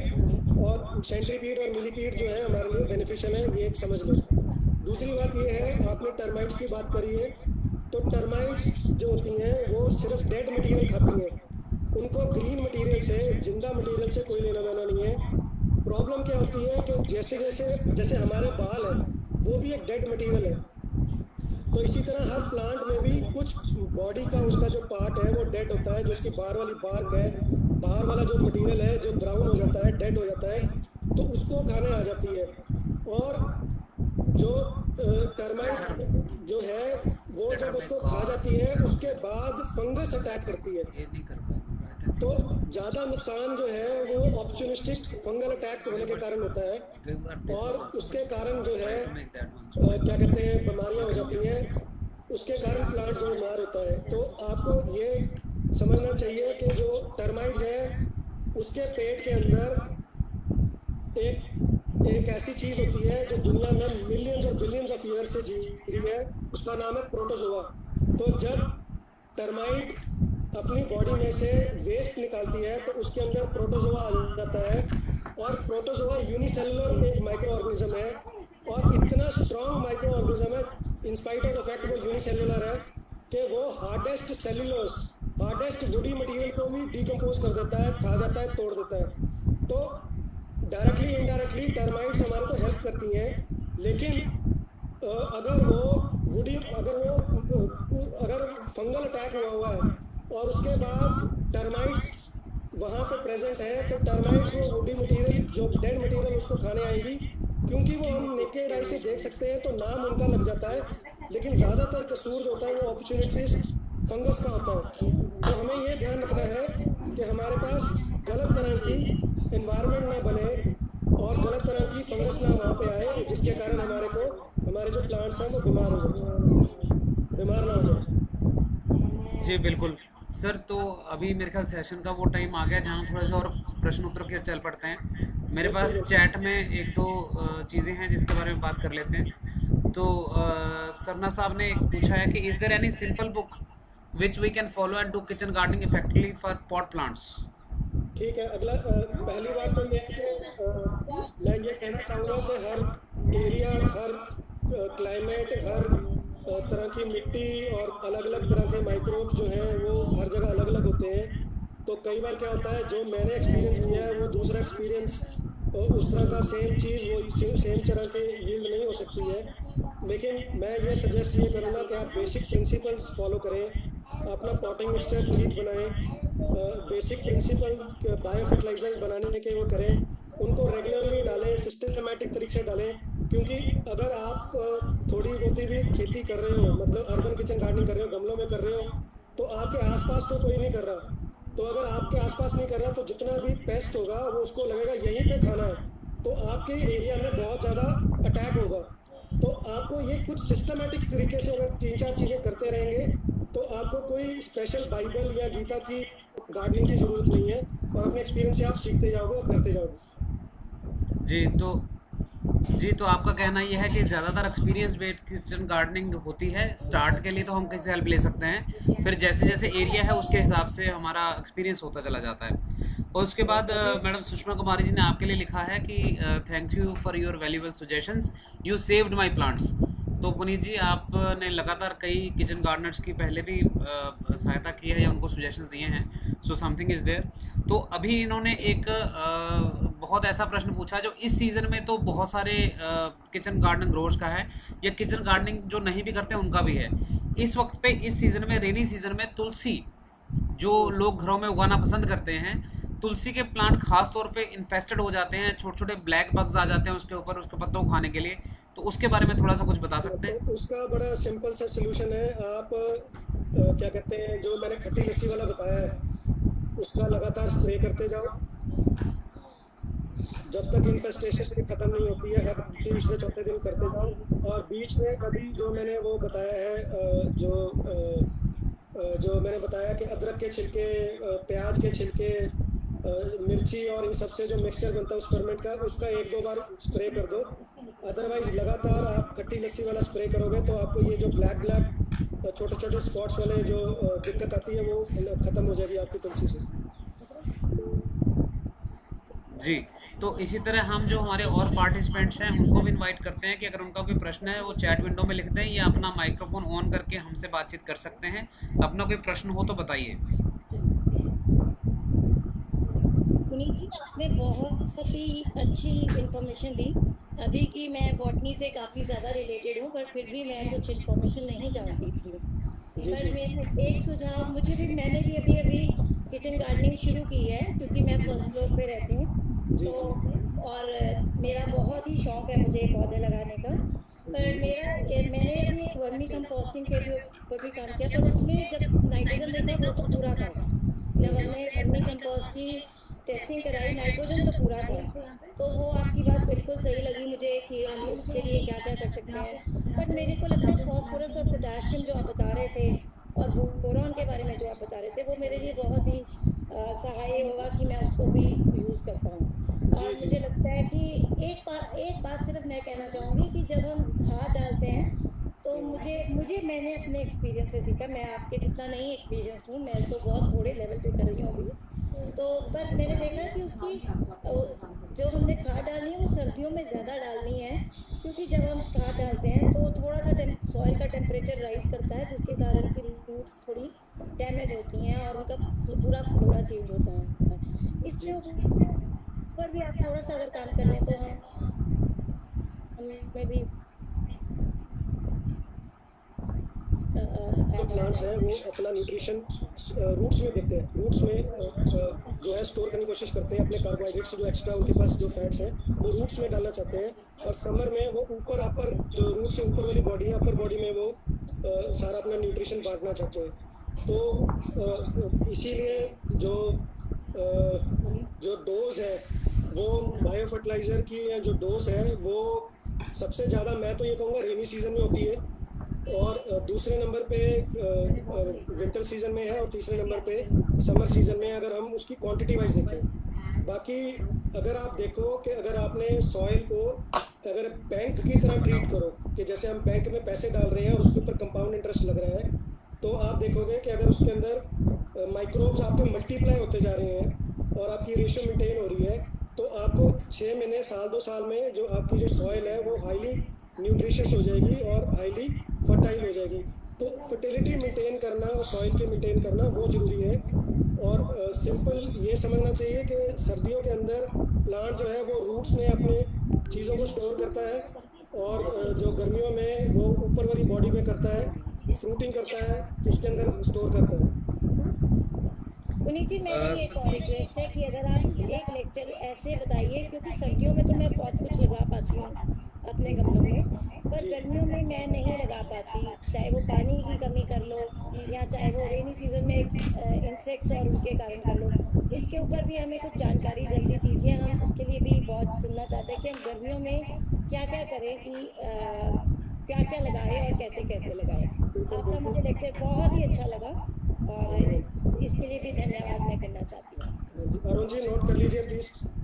जी सर, हम लोग डेफ़िनेटली इसको करेंगे। और अभी क्योंकि गर्मियों का सीज़न चल रहा है, तो मैं शेयर करना चाहूँगा कि हमने कोई 10 किस्म की चीज़ें लगाई इस बार गर्मियों में।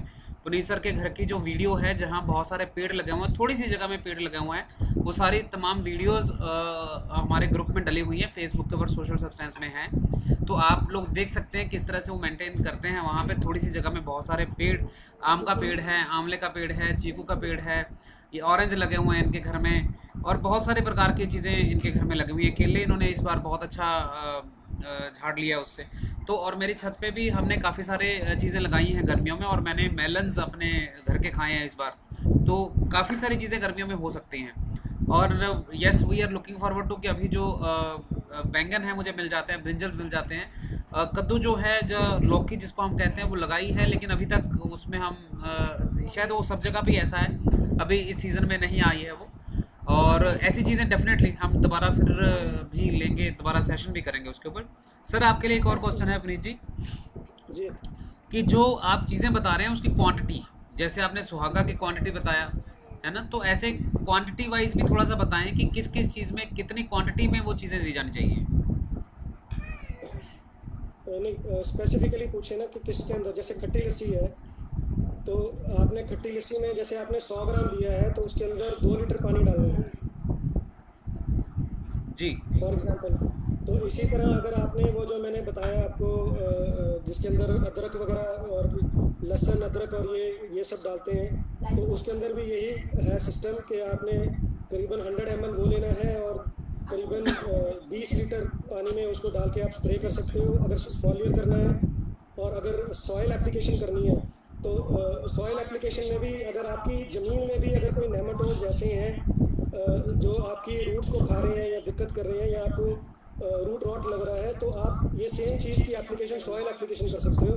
तो उस केस में आपको जो 20 लीटर की जगह 10 लीटर पानी में करना है, उसकी रेशो जो है पानी की कम कर देनी है और उसको सॉइल में डालना है। तो वो एक्सपेरिमेंट भी हमने इस बार किया था, सॉइल एप्लीकेशन का भी, और फोलियर एप्लीकेशन का तो हम कई सालों से कर ही रहे थे। इस बार एक मेरी क्यारी थी यहाँ पे, उसके अंदर हम कुछ भी लगा रहे थे, 3 घंटे भी कुछ भी लगा रहे थे, मतलब चाहे स्पिनिच लगाए, चाहे हम लोग उसमें शिमला मिर्च लगाएं, चाहे ब्रिंजल्स लगाएं, कुछ भी लगाएं, तो हर बार वो पौधे बार बार उनको जो उनकी रूट्स है, इंसेक्ट उनको खा रहा था और वो सर्वाइव नहीं कर पा रहे थे। तो मैंने यही इसी चीज़ की एप्लीकेशन, थोड़ी कॉन्सेंट्रेटेड एप्लीकेशन जब मिट्टी में डाली तो वो प्रॉब्लम सॉल्व होगी और उसके उस कैरी में सब कुछ उगना शुरू हो गया। जी। और ख़ास तौर पे अगर सुहागा की क्वांटिटी आप बता सकें तो और भी अच्छा, कि सुहागा कैसे। सुहागा तो मुश्किल से 10, 20, 25 ग्राम से ज़्यादा नहीं चाहिए हमारे को एक सीज़न के लिए। और उसको आपने करीबन 2-3 किलो गोबर में मिक्स कर लेना है और उसको कुछ देर छोड़ देना है फर्मेंट करने के लिए। और स्लोली एंड ग्रेजुअली वो क्या कहते हैं, उसके अंदर इस तरह का बैक्टीरिया आ जाएगा जो उसको सॉल्युबलाइज करेगा और उसको मिनरलाइज करेगा। मैं आपको सबको एक बेसिक प्रिंसिपल बताता हूँ कि अगर आपने एप्सम सॉल्ट भी यूज़ करना है, पिंक सॉल्ट यूज़ करना है, या सीवीड यूज़ करनी है, या बोन मील यूज़ करनी है, तो इन सबको आप जितनी भी 20-25 ग्राम की क्वांटिटी को 2-2.5 किलो गोबर में करीबन 20-25 दिन के लिए अलग से छोड़ दें।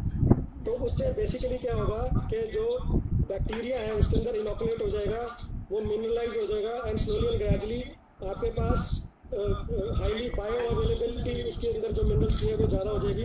और फिर उसको लेके अगर आपने जो एक मुट्ठी अगर आप अपने एक गमले में डालें तो वो बहुत बढ़िया रहेगा।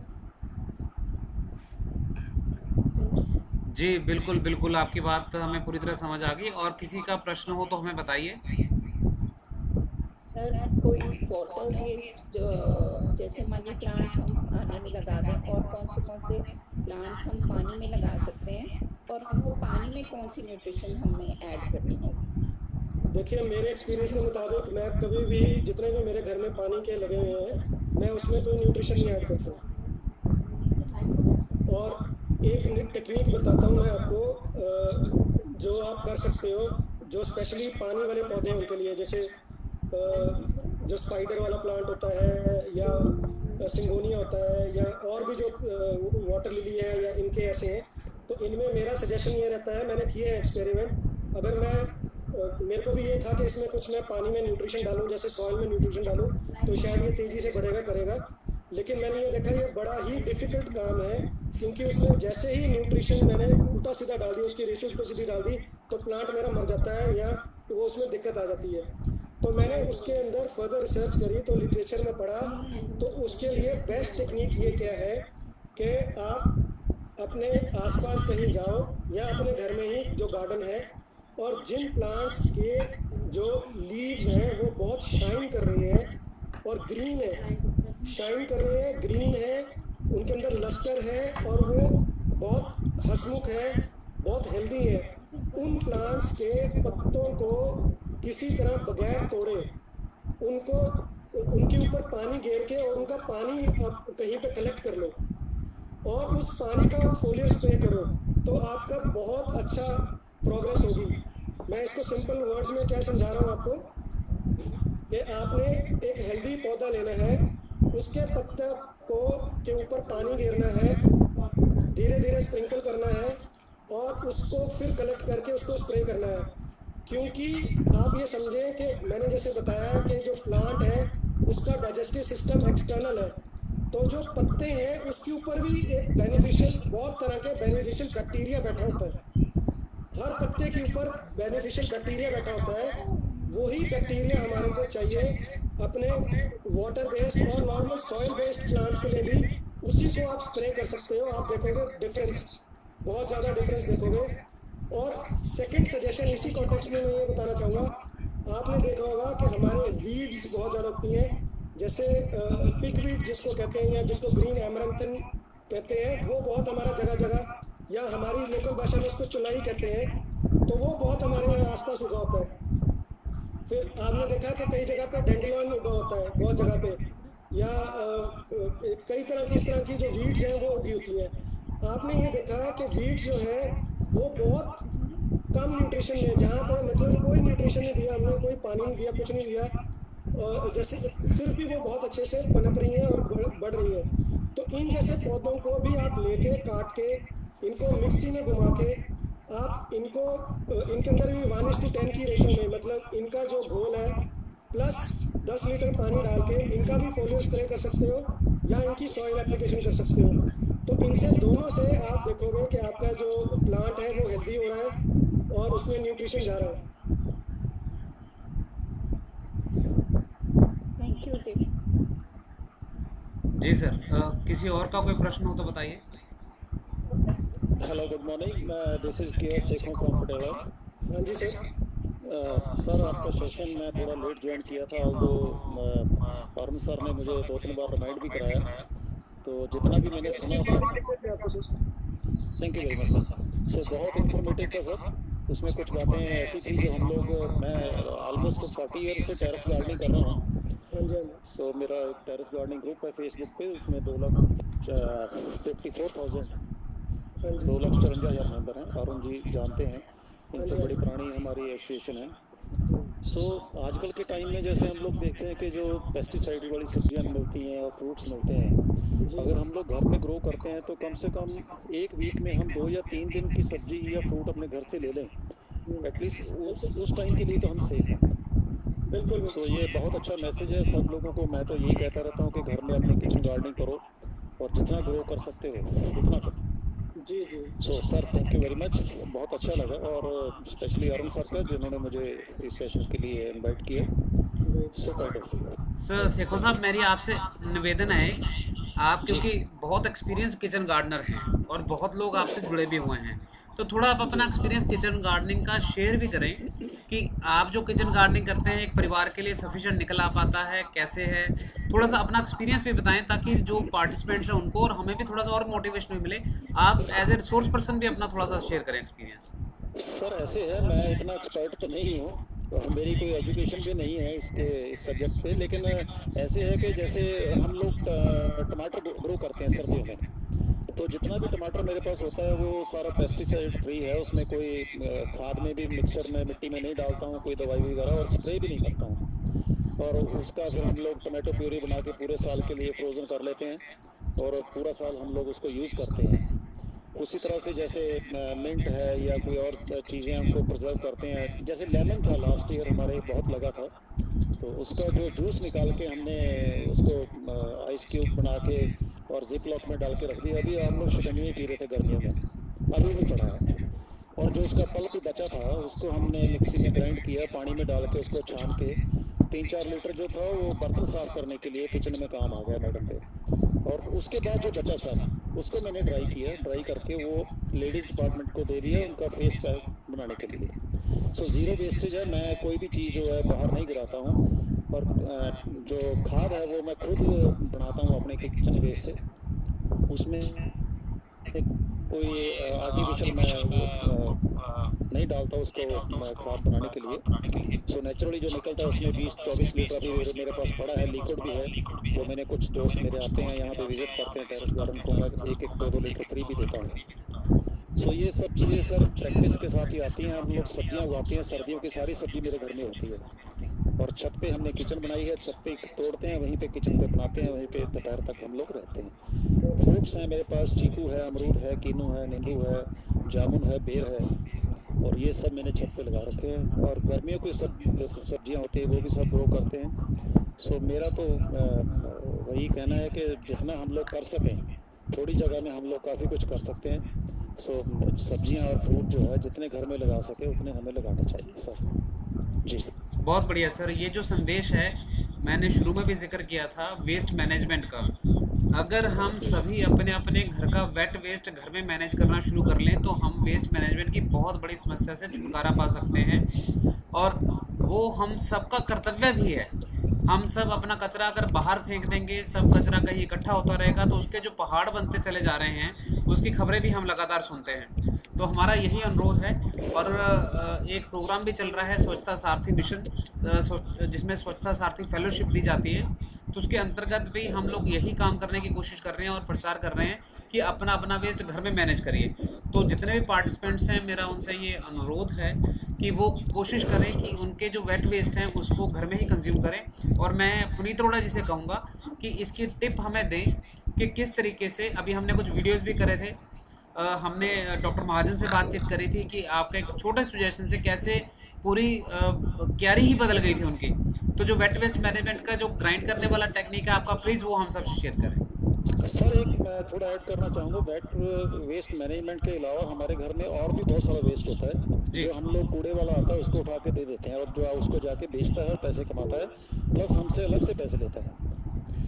जो भी प्रोडक्ट हम लोग मार्केट से लेके आते हैं, टूथपेस्ट से लेकर कोई भी प्रोडक्ट, उसकी जो पैकिंग होती है सर वो हमारी प्राइस में इंक्लूड रहती है। तो हम लोग क्या करते हैं कि बॉटल जो होती है प्लास्टिक की, कांच की या किसी भी चीज़ की है, गत्ते का कार्टून है, हम लोग उसको बाहर फेंक देते हैं सर। जो जाके वो कूड़े वाला ले जाता है उसको बेचता है और आगे कहीं भी रिसाइकल होता है। तो उसको हम क्यों नहीं इकट्ठा कर सकते अपने घर में? हम लोग उसको इकट्ठा करो, उसको जब वो हो जाए काफ़ी ज़्यादा तो उसको बोरी में डालो और उसको बेच दो, आपको कुछ पैसा भी मिलेगा उससे। बिल्कुल। हम लोग कॉलेज में जाते हैं, उसमें सेशन होते हैं कॉलेज में, स्टूडेंट्स को हम लोग यही बताते हैं कि बेटा आप लोग फेस पैक लगाते हो, लिपस्टिक लगाते हो, कितनी चीज़ें यूज़ करते हो। अगर आप लोग ये थोड़ा थोड़ा इकट्ठा करके बेचोगे तो आपका एक टाइम का फ़ोन का रिचार्ज भी उसमें निकल आएगा। बिल्कुल सही है। छोटी छोटी बातें हैं लेकिन वो कुछ लोग इसको मजाक में लेते हैं कि यार ये लोग भी हम इकट्ठा करेंगे।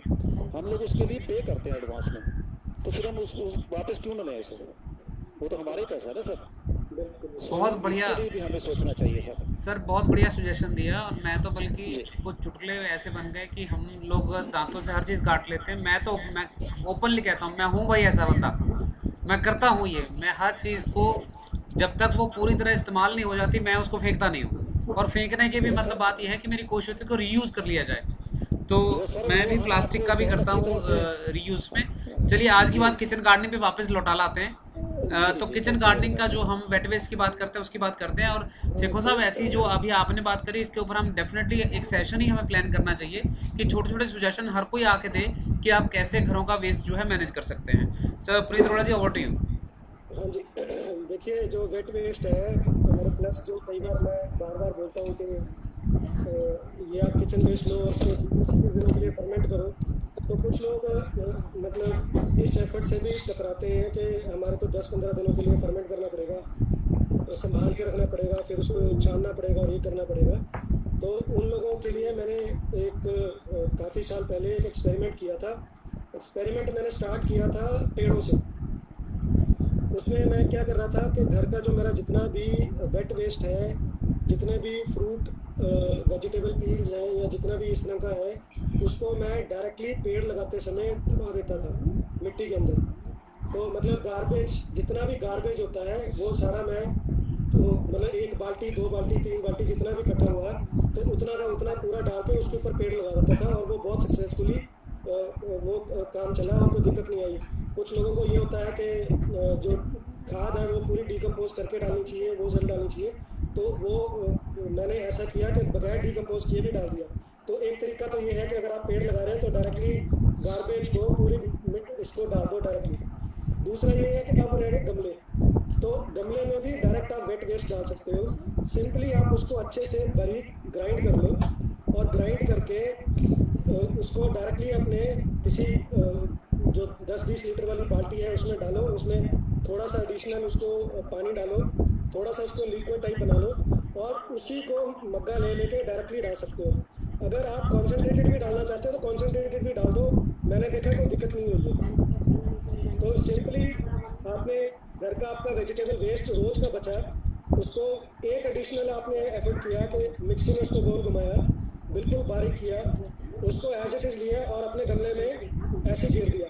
इसका सबसे बड़ा बेनिफिट क्या होगा कि जैसे मैंने बताया डिकम्पोजिशन में सबसे पहले फंगाई आती है, फंगस आती है। तो जैसे ही आप वेट वेस्ट डालोगे तो उसके अंदर फंगस आएगी और आपकी जो रेशो है वो बैलेंस हो जाएगी। और दूसरा आप देखोगे उसमें जब भी आप इस तरह का किचन वेस्ट का वेट वेस्ट डालोगे तो एक पूरा नेटवर्क सा बन जाएगा। एक ऊपर वाली लेयर में थोड़ी सी जो मिट्टी है वो एग्रीगेट हो जाएगी, थोड़ी सी वो जैसे उसको किसी ने गूंद दिया हो, जैसे कपड़े को और जैसे मिट्टी को किसी ने पकड़ कर गूंद दिया हो। तो उसका मेन कारण यही होता है कि स्लोली एंड ग्रेजुअली उसमें फंगल हाइफे और बैक्टीरिया जो है वो फैल गया, और क्योंकि आपने मिट्टी में डाला उसका टेम्परेचर भी नहीं बढ़ेगा, तो उसके अंदर थोड़ी देर फंगस जो है वो ज़्यादा देर रुकेगी, और आपका जो जो जो गमला है वो बैलेंस आउट हो जाएगा बैक्टीरिया और फंगाई में। जी, और मैं सभी पार्टिसिपेंट्स के साथ ये शेयर करना चाहूँगा, इसके ऊपर बाकायदा हमारे केस स्टडीज़ हैं। आप अगर ग्रुप देखें हमारा फेसबुक पे जो सोशल सब्सटेंस ग्रुप है उसमें वीडियोस डली हुई हैं। एक केस स्टडी का मैं जिक्र खास तौर पे यहाँ करना चाहूँगा। हमने डॉक्टर महाजन के घर में केस स्टडी किया, उनसे हमने बातचीत की और उन्होंने बताया कि 25 साल पुराना उनका एक गमले में पेड़ लगा हुआ पौधा लगा हुआ था, और कभी उस पर 25 साल में उसके ऊपर इतने पत्ते नहीं आया करते थे। उन्होंने ये छोटी सी टेक्निक अपनाई, अपने घर का वेट वेस्ट ग्राइंड करके वो डालना शुरू कर दिया उस पौधे के पास, और आप यकीन माने कि इस साल उस पौधे की जितनी अच्छी पत्ते आए हैं वो 25 साल में नहीं आए थे। इसी तरह और भी जो उनके गमले थे और भी जो जगह थी, हमने बाकायदा well document on videos document किए हुए हैं, तो आप उन वीडियोस को देख सकते हैं। तो डेफिनेटली जो ये बातें आज आपको सेमिनार में, आज यहाँ वेबिनार में बताई जा रही हैं, ये सब की सब सिर्फ थ्योरी ही नहीं है, पूरा प्रैक्टिकल करने के बाद आप तक पहुँच रही हैं। जी, तो मैं इन्वाइट करूँगा सर, हमने काफ़ी सारा समय ले लिया है तो थोड़ा क्वेश्चन आंसर का राउंड और तेज़ कर लेते हैं। तो मैं इनवाइट करूंगा कुछ इस बारे में बताएं। मैडम रितु मलहन भी हमारे साथ जुड़े हुए हैं। रितु जी, मैं आपको इनवाइट करूंगा, प्लीज़ अगर आप अपनी ऑब्जर्वेशन कुछ बता सकें। हाँ जी अरुण जी, मैं एक जैसे पुनीत जी ने बोला कि हम वेट वेस्ट कैसे यूज़ कर सकते हैं, तो मेरे जैसे जो लेज़ी गार्डनर्स हैं, मैं कई बार कैसे करती हूँ, तो मैं कंपोस्ट और वर्मी कंपोस्ट तो करती हूँ। तो कई बार अगर टाइम ना हो तो मैं क्या करती हूँ कि अपने किचन वेस्ट ऊपर ले जाके टेरेस पे जो सब्जियों वाले पॉट्स हैं उनके ऊपर उसके स्टेम से थोड़ा 2 इंच पीछे जो है तो थोड़ा ऐसे बिखेर देती हूँ। जी, तो शाम तक हल्का ड्राई हो जाता है सनलाइट की वजह से, और फिर धीरे धीरे न्यूट्रिएंट्स यूज करता है, तो इससे भी कभी कोई स्मेल नहीं आई।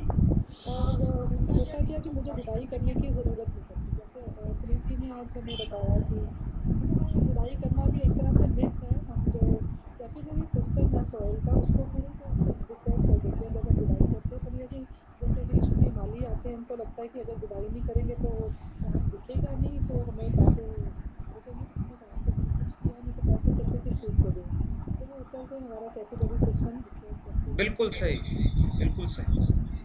तो अगर हम वेट वेस्ट, एक तो उसको लेयरिंग मेथड से हम कंपोस्ट बना सकते हैं, और दूसरा हम इस तरह से इसकी वेट वेस्ट की मल्चिंग कर सकते हैं, जिसमें हमें वेट वेस्ट की बस छोटे छोटे टुकड़े, मतलब थोड़ा सा उसका सरफेस एरिया हमें इंक्रीज करना है और हम उसको एक मल्च की तरह उसको इस्तेमाल करेंगे तो क्या होगा कि हमारे माइक्रोब्स के लिए बहुत अच्छा एनवायरनमेंट मिल जाएगा मल्टीप्लाई होने के लिए। और हमारे प्लांट्स की जो मिट्टी है उसमें से पानी जल्दी इवेपोरेट नहीं होगा, वाटर होल्डिंग कैपेसिटी भी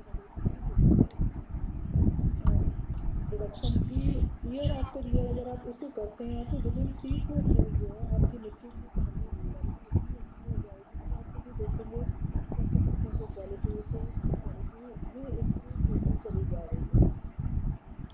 जी बिल्कुल, आपने बिल्कुल सही कहा और बहुत ही अच्छी ऑब्जर्वेशंस हैं and we are looking forward to कि हम जो ग्रीन थंब ग्रुप है उसके साथ मिलके और भी इसका प्रचार कर सकें और भी लोगों को इसके साथ जोड़ सकें। अब मैं इनवाइट करूंगा लिस्ट में मैडम आशा मौदगिल जी को। मैम, आपकी कोई ऑब्जर्वेशन, आप कुछ कहना चाहते हैं? जी बहुत अच्छे आइडियाज़ मिले मुझे और मैं एक पॉइंट शेयर करना चाहती हूँ जो मैं करती हूँ। पता नहीं अब वो ठीक है कि गलत है, मगर मुझे लगता है ठीक है। जो पनीर का पानी निकलता है ना जी, तो वो वाला भी मैं डायरेक्टली थोड़ा थोड़ा डाल देती जी हूँ। जी तो वो उस वो बिल्कुल सही करती हैं आप, क्योंकि उसके अंदर वे प्रोटीन होता है। जी तो मैंने जैसे बताया, प्लांट्स को प्रोटीन भी चाहिए, कार्बोहाइड्रेट्स भी चाहिए, विटामिन मिनरल्स भी चाहिए, तो बहुत अच्छा करती है। मैं भी अपने घर में ऐसे ही करता हूँ। जी तो उससे मुझे लग रहा है कि फ़र्क पड़ रहा है, न्यूट्रिएंट्स मिल रहे हैं डायरेक्टली। बाकी बाकी तरीके बताए हैं वो भी तो मैं फॉलो कर रही हूँ, ये लेकिन ये थोड़ा एडिशनल था। जी बिल्कुल, बहुत बढ़िया मैम। अब मैं दिनेश गुप्ता जी से आग्रह करता हूँ कि अगर वो कुछ कहना चाहते हैं तो बताएं।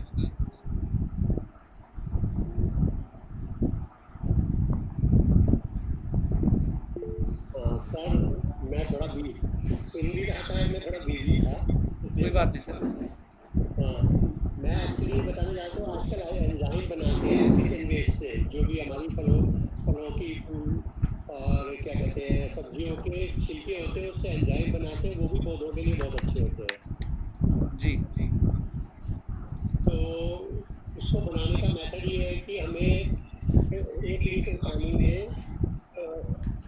और 100 ग्राम गुड़ और 300 ग्राम छिलके जो भी है वो डालकर और उसको 3 महीने के लिए रखना होता है बोतल में। जी तो वो तैयार है, उसके लिए पूरा मेथड बताना पड़ेगा, करके दिखाना पड़ेगा। जी बिल्कुल, हमने इसके ऊपर पहले भी वेबिनार्स किए हैं इस टॉपिक के ऊपर। हम जल्दी ही इसके ऊपर दोबारा भी करेंगे, तो उस दौरान हम दोबारा भी इसके बारे में बातचीत करेंगे। जी और डेली जो भी हम साग सब्जी धोते हैं उसी के पानी को हम संभाल के रखते हैं और उसी को किचन गार्डन में यूज करते हैं। जी बहुत बढ़िया सर, बहुत ही बढ़िया, ये बहुत ही अच्छा तरीका है। जी तो अब मैं इसके बाद मूव ऑन करना चाहूँगा और ख्याति कश्यप जी से मैं आग्रह करना चाहूँगा अगर वो कुछ कहना चाह रहे हैं।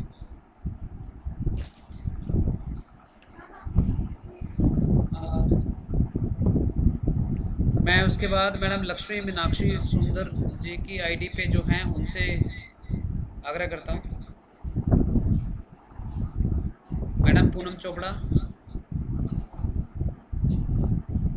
सर, एक क्वेश्चन था मेरे पास। जी बताइए बताइए। मैं डॉक्टर सविता गौतम बोल रही हूँ। जी बताइए बताइए। दिल्ली से हूँ मैं। जी तो हमें वो इनवाइट मिला था उसमें लव योर गार्डन ग्रुप में। आपका बहुत स्वागत है ma'am. Thank you so much. तो सर ये मैंने कंपोस्टिंग बनाना शुरू किया था, तो ये मतलब वेस्ट एक्चुअली मेरा तो मेरे पास पॉट्स जो हैं ज़्यादा नहीं है, टेरेस गार्डन भी नहीं है, पर मैंने बाहर रखे हुए हैं अपने करके, तो सब्जियां भी नहीं हैं, बट अब मैं करना चाहती हूँ। तो मैंने पहले मिल्ट से ट्राई किया था। तो मिल्ट में क्या सॉइल का एक प्रपोर्शन होता है क्या, मतलब सैंड ज़्यादा होना चाहिए क्या मेरे मिल्ट में? बिकॉज मेरा हमेशा ज़्यादा वाटरिंग में, जैसे अभी बारिश आई दिल्ली में, तो ज़्यादा वाटरिंग भी अगर रह जाए तो उसमें ख़राब हो जाते हैं, पत्ते गल जाता है। जो मिंट है आपका वो वाटर लविंग प्लांट है। अच्छा। उसको और थोड़ा सा उसको सैंडी सॉइल पसंद है, वैसे वो किसी तरह की भी सॉइल में चल जाता है। तो सैंड कितना सर? सैंड की रेशो थोड़ी सी ज़्यादा हो, बाकी मैंने जैसे बताया शुरू में कि उसके अंदर वो ऑर्गेनिक मटेरियल भी होना चाहिए। जैसे मैंने बताया वाटर रिटेंशन के लिए मटेरियल होना चाहिए, उसके अंदर वाटर पर्कुलेशन के लिए, तो वो आप हरे पत्ते, सूखे पत्ते और ये वुड चिप्स और ये सब चीज़ें डाल के, साथ में सैंड की रेशो ज़्यादा डाल के, गार्डन सॉइल की थोड़ी कम करके, तो उसमें क्योंकि वाटर रिटेन ज़्यादा दे रहे हैं, इसलिए वो आप कर सकते हो।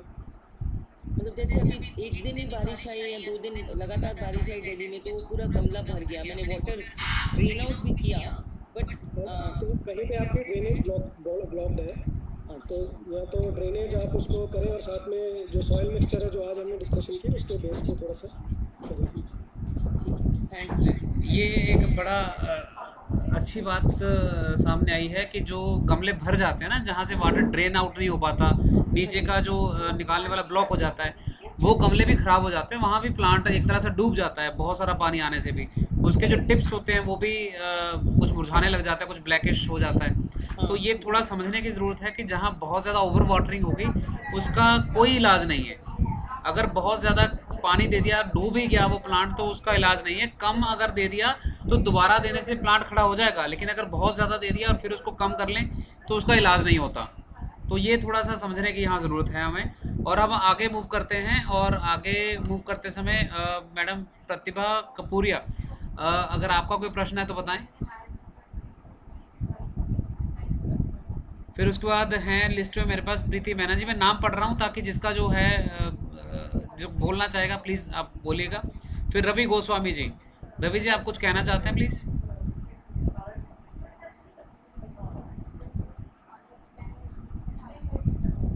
उसके बाद हमारे पास एस के वसावा जी हैं। उन्होंने एक सुजेशन भी दिया है, और बहुत अच्छा सुजेशन दिया है यहाँ पे। उन्होंने कहा है कि गोबर से भी गमले बनाए जा सकते हैं। डेफिनेटली आजकल बन रहे हैं गोबर से भी गमले, और सर उसके ऊपर कुछ बहुत सारा काम भी कर रहे हैं, ईंटों के ऊपर भी काम कर रहे हैं। तो हमें ज़रूरत है, जैसे एस के वसावा जी काम कर रहे हैं, ऐसे लोगों की जो डेफिनेटली अल्टरनेटिव वेज देख रहे हैं वेस्ट मैनेजमेंट के। सर आप कुछ कहना चाहेंगे तो बताइए। सर नमस्ते। नमस्ते। अच्छा, ये मैंने गोबर से गमला बना, उसमें मैंने 2 चीज़ें मिलाई थी। एक तो ये गोबर, और दूसरा ये लकड़ी का बुरादा, और तीसरा गुआर गम मिलाया था मैंने। बिल्कुल ठीक। हाँ, तो उसमें मैंने जो रेशो डाला था वो 10 किलो गोबर लिया था, और 30 ग्राम ये मिट्टी का बुरादा, और 30 ग्राम मैंने वो गुआर गम लिया था। लेकिन उसका जो फिनिशिंग आना चाहिए था वो नहीं आ रहा था। तो फिनिशिंग के लिए आपको थोड़ी सी उसमें मिट्टी मिला दो ना, क्ले मिला दो।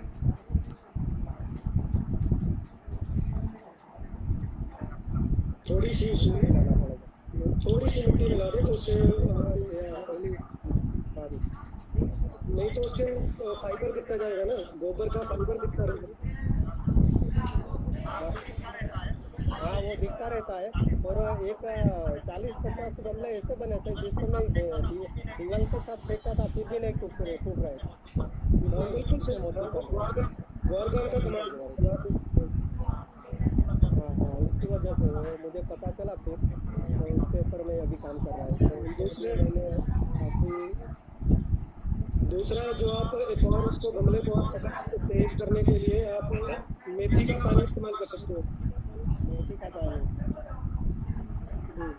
मेथी को लेके उसको पीस के और उसको 1 हफ्ते के लिए उसको छोड़ देना है, फर्मेंट करने देना है। फिर उस पानी से अगर आप बनाओगे तो वो उससे थोड़ी सख्त बने, मतलब जो गमला है थोड़ा तेज, वो सख्त बनेगा, अच्छा बनेगा। सर ये गुआरगम क्या होता है? गुआरगम एक नेचुरल एडिसिव है, एक प्लांट है, उसकी फली से हम नेचुरल एडिसिव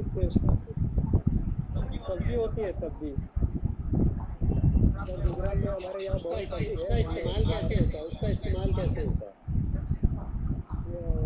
ये फली आती है, उसको पीस लेना पड़ता है फली को, तो उसका पाउडर बन जाता है।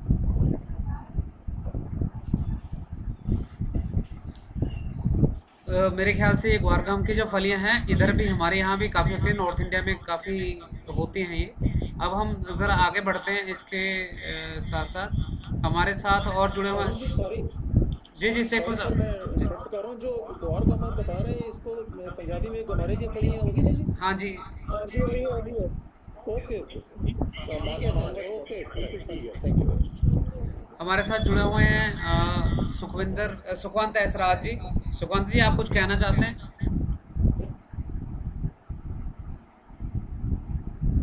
एक प्रश्न यहाँ हमारे पास ये आया है, प्रीति मेनन जी ने पूछा है, is a recording of the talk possible? Yes, this talk is live on Facebook group also. तो सोशल सब्सटेंस में अगर आप ग्रुप में जाएंगे तो ये टॉक पूरी तरह रिकॉर्डेड टॉक आपको वहाँ मिल जाएगी।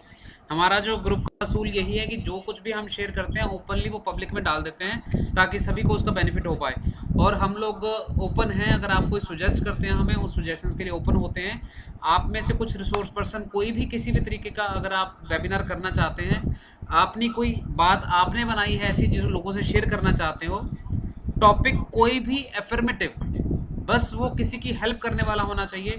तो चाहे वो हेल्थ हो, चाहे एजुकेशन हो, कोई भी चीज़ का, चाहे moral values, educational values, what जो आपको लगे, आप हमसे संपर्क कर सकते हैं। हम डेफिनेटली उसको वेबिनार की शक्ल में लोगों तक पहुंचाने की कोशिश करेंगे। हम आउटरीच का काम करते हैं। तो आज का जो सेशन था इसको वाइंड अप करने की ओर चलते हैं। काफ़ी सारी आज अच्छी चीज़ें हमें सुनने को मिली। सर ने काफ़ी हमें हमेशा की तरह बहुत सारी रोचक चीज़ें भी बताई, कैसे कैसे हम आसपास की चीज़ों का इस्तेमाल करके ही किचन गार्डनिंग को आगे बढ़ा सकते हैं। तो सर, हम आपको बहुत धन्यवाद देते हैं और सभी पार्टिसिपेंट्स को बहुत धन्यवाद देते हैं हमें ज्वाइन करने के लिए। और ये कहना चाहते हैं कि आज का जो सेशन था पूरा सफल रहा और जल्दी ही हम एक और सेशन के साथ आप सबके साथ जुड़ेंगे। बहुत धन्यवाद सर आप, थैंक यू। और सभी का बहुत धन्यवाद। Thank you sir. Thank you. Thank you, sir. Thank you, sir. Thank you.